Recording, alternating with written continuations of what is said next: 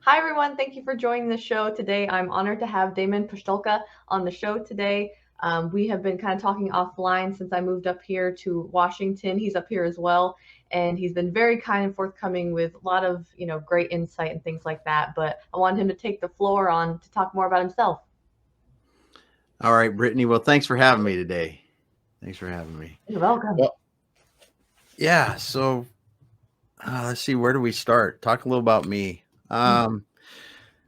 So I'm a reluctant, or I should say, accidental entrepreneur, accidental M&A advisor. I had no idea I wanted to do this when I was growing up. I thought I was going to be a doctor, and little known to me, I went to school for engineering and started working in manufacturing companies, and then I started running manufacturing, building manufacturing facilities first, and then I was able to run some of them, and then I was able to run manufacturing companies for investors and investor owners. So I've run the gamut through those kind of businesses as being able, a technical person and I was able to do some really cool projects, building medical products and automotive and electronics, and just about there's a lot of different industries, hand tools and other things. We were in molding, and I was in had stuff that the some of the facilities I've led have got stuff on Mars. I mean, we got things in the F-22. We got any fighter plane, any 787, 747, 737. It probably had something to do with a little pieces or parts of those things in some of the companies that I was with. So I was very fortunate to have that career, and then later on, in it got later on in my career, and I just really decided that I didn't want to work for investor owners any longer.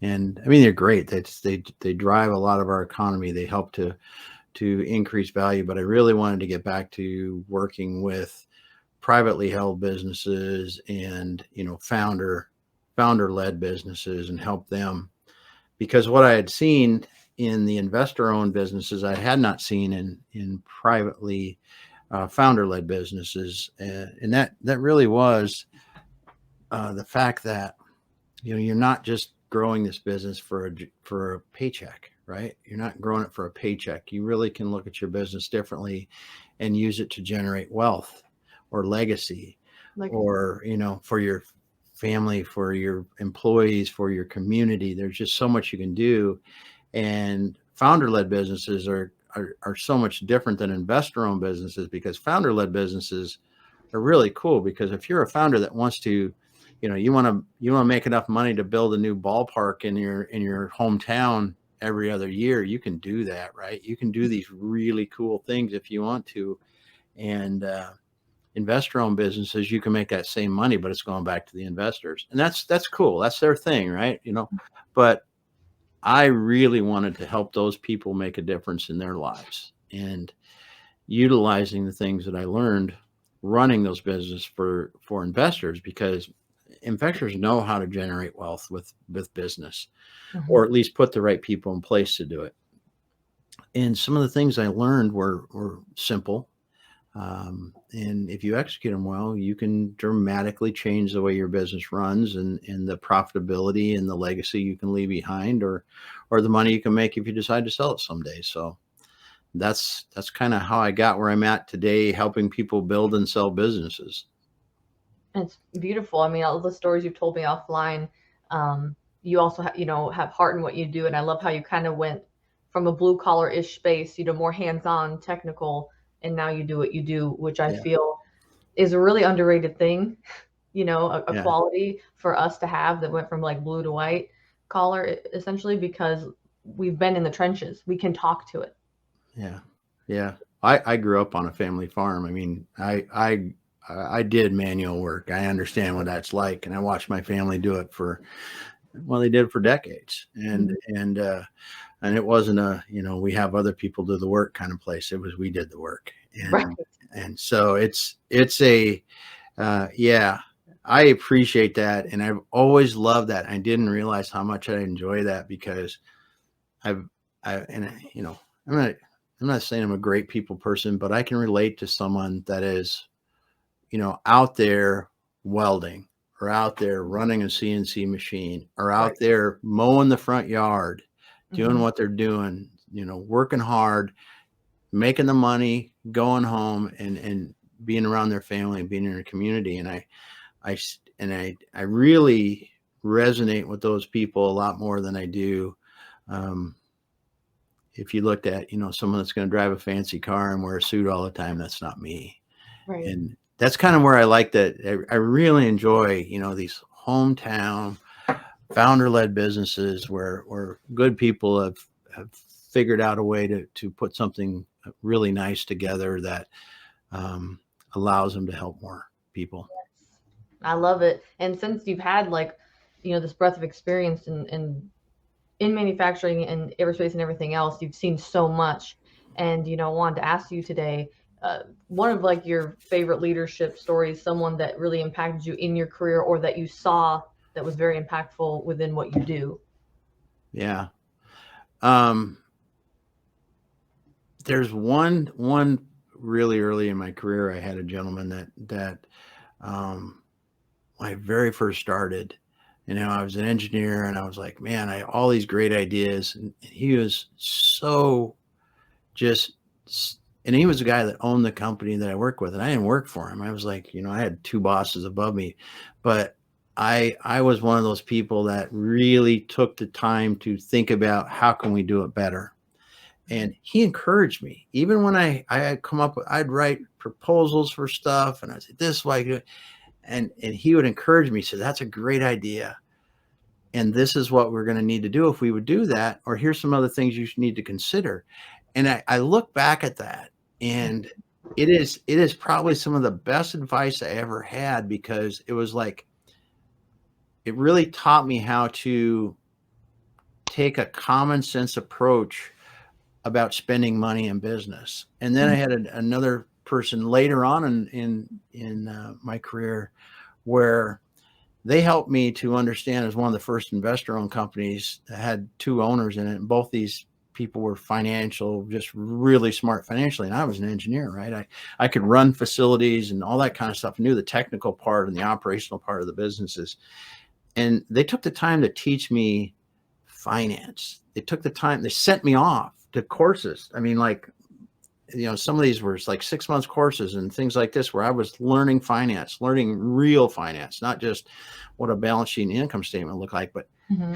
how financial people talk about it and how you really utilize it. And then I saw the businesses differently, and they helped me to understand how you tie that operational part to the financial and be able to stand into a boardroom. Because shortly after they did all this investment in me, I was the one that was standing in the boardroom explaining, this is what we were doing, and this is why the financial results are this way. And Mm-hmm. this is what we're going to be doing, and this is what we expect the financial results to do in the future. And those two, the first originally, and then later on, those things just shaped my career, because I, I wouldn't have understood how the first one was just so fundamental early in my career. But the guys that took the time to send me off and get that other stuff, working with them, I really understood that if I'm doing this, it's going to create that financial result. And when you understand that in business, it's like a light comes on, because once you understand that and you look at all these other principles that people talk about, it could be lean business, it could be some sort of design for manufacturability, it could be some technology, it looks something else. When you really understand, if I do A, this is what we expect as a financial result B, or a performance improvement result C, whatever it is, you can then start to help your teams prioritize what we really should be working on, because you don't have to be the one with the ideas. You Mm-hmm. just have to be help guide people to be working on the right things, because in business, it's not just being busy and executing things, it's using your limited resources to execute the right things. And so those two things really shape that. And what basically we are doing with our clients every single day now is, we have finite resources. Where's the best place to be putting those resources now? And do we need additional resources that we don't have on our team right now, and getting those? And I mean, before you even get to that point, breaking it down from just the genuine leadership perspective, that CEO at that time, the big one you were talking about in the beginning of your career, he gave you the time of day. Yeah. That's the piece for the listeners, listening in, that like is huge, that he listened to you, he gave you the time of day, even though you were 2 tiers down from him, whatever, it didn't matter, and he incentivized you. Yeah, I was barely out of college. And I think some of it I was still even in college, and it was just taking that time gave me a perspective, and then just the kindness to sit down and explain things, and Yeah. this is an experienced person. I mean, that was listening and was taking the time to do it, and I've always appreciated that. And the one thing for the listeners is, don't underestimate what that time will do for somebody else. Don't underestimate what that is. And, when you're talking about leadership and you're talking about culture and the other things, is don't underestimate the impact of knowing everyone's name. Mm-hmm.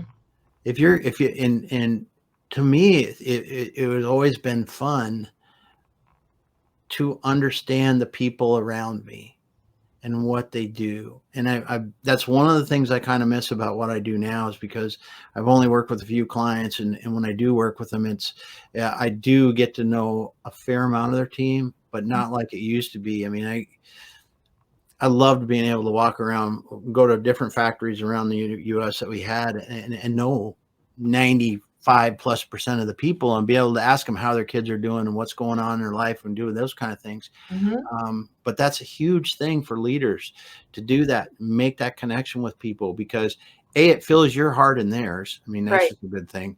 But B, it shows everyone you're human, because that's something that if you're not doing now, you really need to.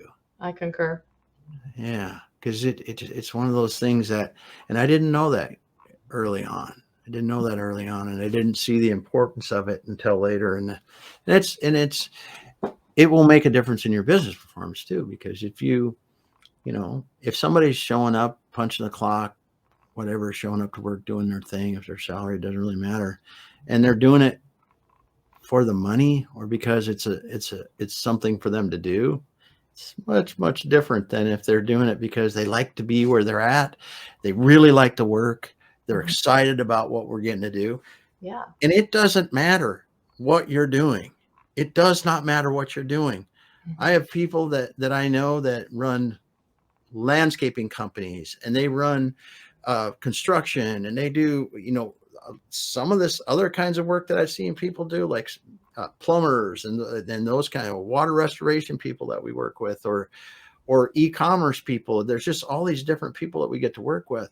It does not matter what you do. You shouldn't say that, oh, we're plumbers and we have to clean stuck drains and stuff. That's not really going to be, but if you think about that and help your people understand the right way, what you're doing as a plumber is, Mm-hmm. you're allowing those people that you're helping to live their life normally. And they could be in a pretty bad situation right now because their kitchen sink is overflowing on their floor, and it's going to ruin their house if they don't do it, or they can't cook dinner for their kids because something's wrong.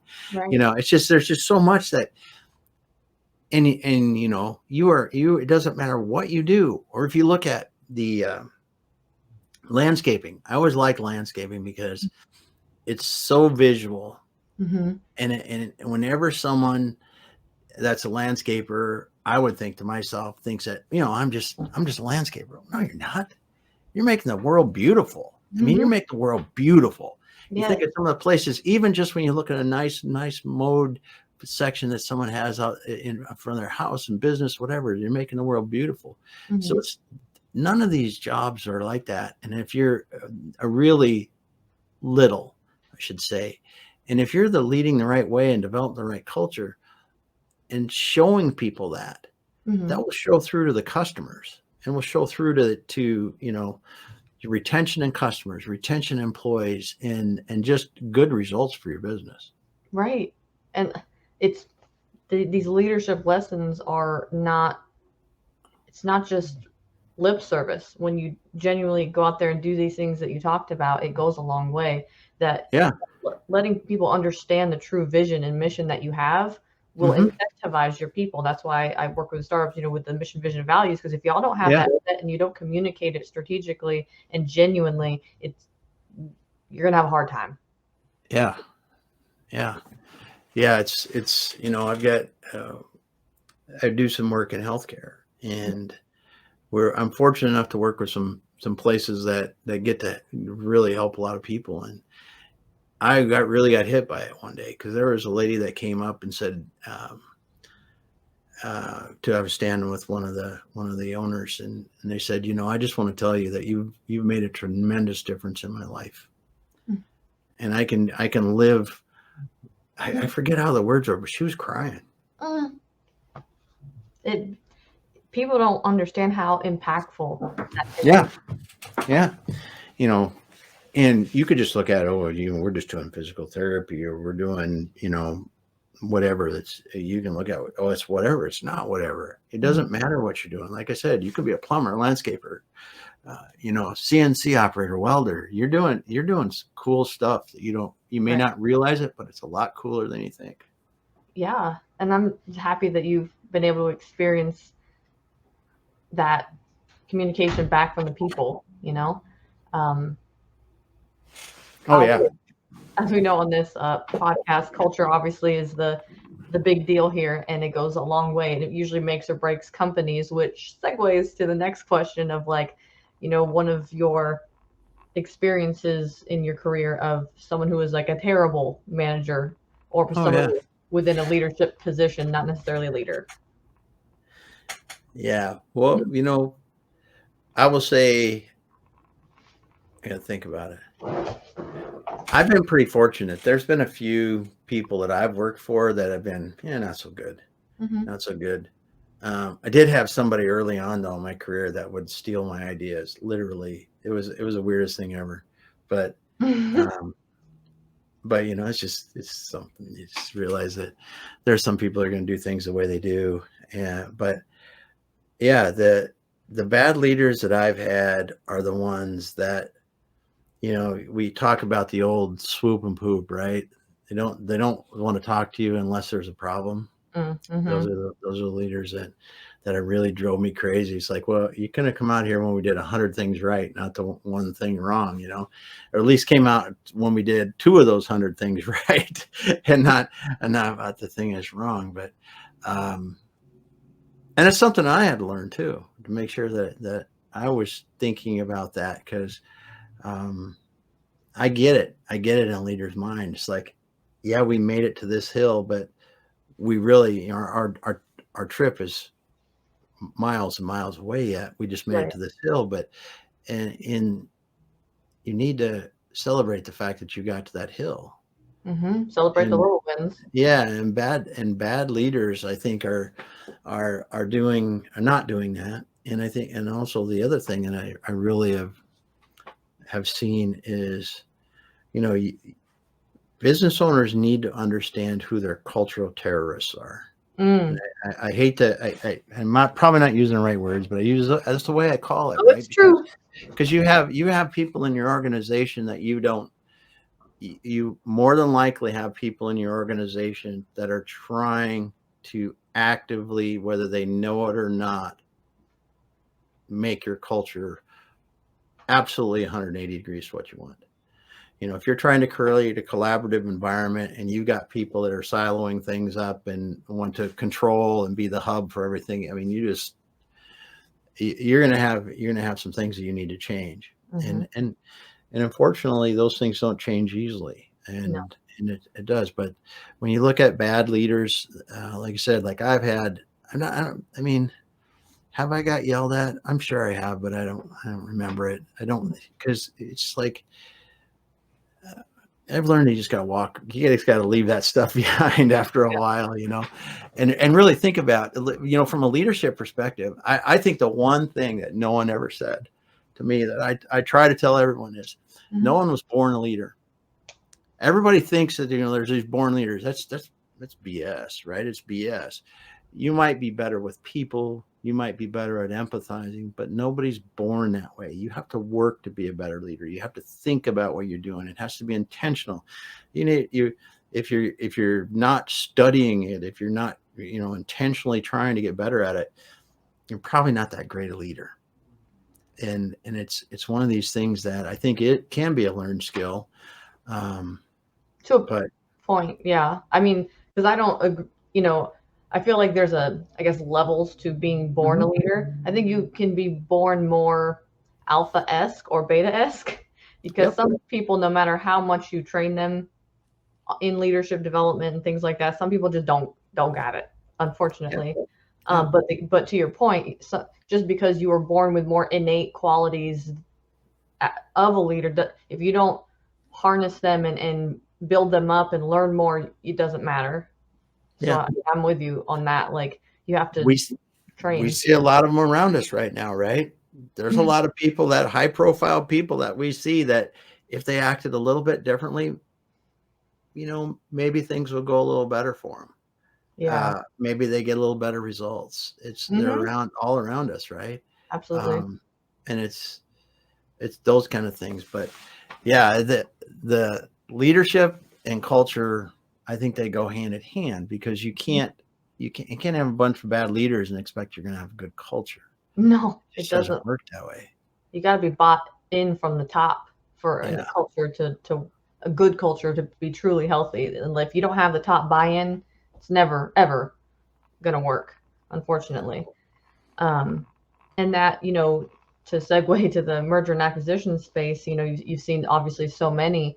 And when it comes to, like, prior to the acquisition, when you're out there looking at cultures, do you think that, there'd be a lot less, 90% of mergers and acquisitions fail? Do you feel like that percentage would go down if cultures were assessed prior to acquisition? Oh yeah, culture's a big thing. And there's actually some people now that are starting to develop systems that help to measure culture and really quantify it more than qualitatively. But there's no doubt that if you walk into a company and it's got bad culture, you feel it, right? You feel it. You've done that many times. I'm sure you walk in and you can tell, yeah, there's more than they know going on here. Well, you try to sell that business, right? And that is a big deal to the buyers, because I was just talking about this yesterday in a podcast with somebody about the risk profile for the buyer is so much different than the risk profile for the owner that's selling the business, because the owner that's selling the business, they've been in that business a long time. They built up this risk over time as their business got bigger, a little bit every year, a little bit more risk. I've got all my, I've got a few customers and one of them's really big, or I've got a lot of stuff that depends on Damon being around to do what he needs to do, even though Damon's not really, he's not a people person. You've heard that a lot, right? Or we just kind of let him do what he does, or what was, somebody told me this one time, and this was a bad boss, by the way, that I just thought of. He said, we have to deal with, I think he said, the gorillas in the room or something like that, being that, they're just going to be people that have bad attitudes that we have to just, and let them kind of do their thing because they're talented. It was a horrible thing. I hadn't thought about that in years, but, but the M&A part of it is the diligence shows that, because they're going to talk to your key employees, and they're going to look at things like turnover. They're going to look at things like customer turnover. They're going to go, because you can have the best sales system in the world and be growing like crazy, but if you're churning 40-50% of your customers out the back, they're going to look at things like that, where you go, well, our sales are growing every year, we're good. But if your culture is creating unhappy customers or not keeping them around if you should be, it's one of those things that stands out. It will stand out. And they'll look at it from the data side of it too. I mean, you don't need to feel it, you'll see it in the information. Yeah. And that's what really starts to set them off, because they'll ask, especially private equity buyers. They're good at asking a lot of questions and understanding risk, right? Mm-hmm. They'll ask things that sellers are not ready for. How big are you in your market?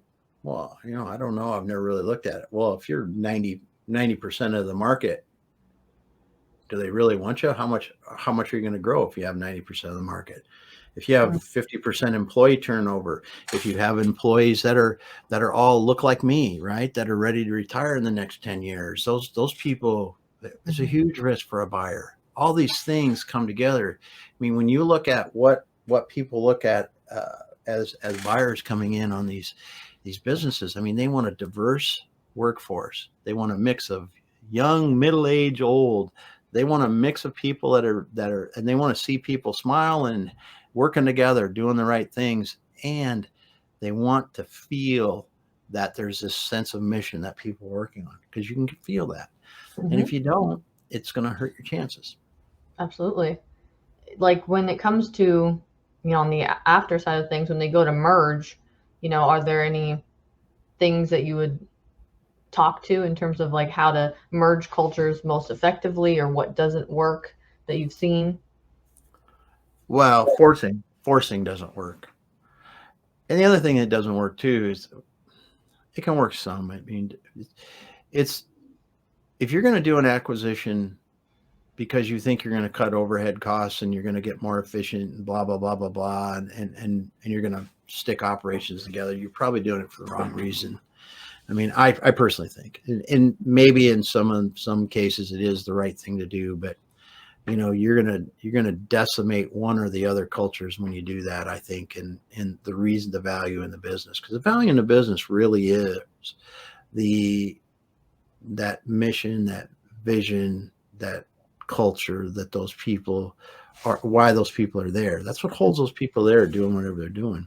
Right. And if you screw with that too much, that goes away. And because it was successful here, and now I'm moving it in with us, I'm merging them in with us, how do we retain that? I mean, you can't lose it completely. It really needs to be a 1 + 1 = 3. And you need to look at that culture and go, okay, what are they doing really well? Yes. And what are we doing really well? And then how do we come together as better?